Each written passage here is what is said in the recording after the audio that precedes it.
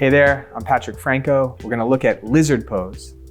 Lizard pose is a pose that you would definitely often see either in the beginning of a yoga class or sometimes during the wind down of a yoga class. What it really focuses on is opening up the hips, the inner thighs, and there's some core work that is potentially in there as well. It's just a great all-around pose that is very stretchy and flexy that we like to use in many, many different types of yoga classes. Lizard pose very specifically stretches the hip flexors, the adductors, the hamstrings, and the glutes. Lizard pose also strengthens the muscles of the abdomen, the glutes, and the muscles of the entirety of the back leg. So let's go ahead and take a look at lizard pose now. So we're gonna start on our hands and knees. And this is nice because the one leg is already in the right position. And then I'm gonna step one leg forward outside my hand. The back leg, the knee is down, the shin is down, the top of the ankle is down. So here's lizard pose. Now a couple things definitely wanna happen. We want to make sure that the inner thigh of the leg that is forward is wrapping towards the outer shoulder. We want to allow the pelvis to also move forward so that the psoas muscle, the hip flexors of that back leg, are also being stretched. My palms are pressing firmly down into the yoga mat and my chest is pulling forward. So the muscles of my abdomen are engaged and my chest is lengthening.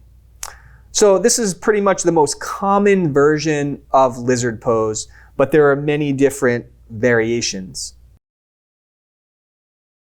So now let's look at some common variations of lizard pose, because quite honestly, lizard pose has many different versions that you might see in a yoga class. So the one we're gonna look at now is to bring the forearms to the floor. So it starts the same. We have one leg forward, outside the front arm. We have the back toes and shin pointed down. The version that we did first was with the palms flat, the pelvis moving forward. So everything is the same, but now, instead, we can bring the forearms down to the floor. This version of the forearms down to the floor allows the upper back to open a little bit more. It's also a much deeper extension of the back leg as well as a flexion of the front leg, which makes it much more challenging. Another option that's available to us in this pose is lifting the back leg off the floor, whether on your forearms or your palms straight. So curling the back toes, lifting the knee off the floor. This is what strengthens the muscles of the back leg now. And again, you can do this with forearms down or arms straight, palms on the floor. But notice that the position of the front leg hasn't changed. That knee, inner thigh is wrapping towards the midline, towards that outer shoulder. The chest is pulling forward. The abdomen is lengthened. The core muscles are engaged. One great use of props for lizard pose is using two blocks. And you can either use the blocks under your hands when your arms are straight, or when you're on your forearms, lifting the floor to your forearms and putting your elbows on the blocks. So let's look at that now. We can have these two blocks at the top of our mat,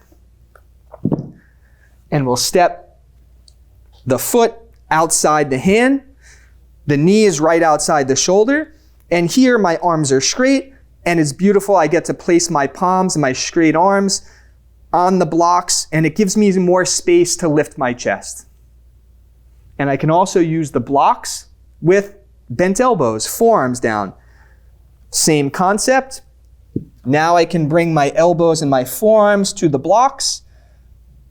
And instead of bringing them all the way down to the floor, it lifts the floor to my elbows and forearms. So it's a great tool to use in this pose, either with straight arms or bent arms. And it lifts the floor up to your hands or elbows. All right, there you have it. lizard pose. We'll see you on the next shape.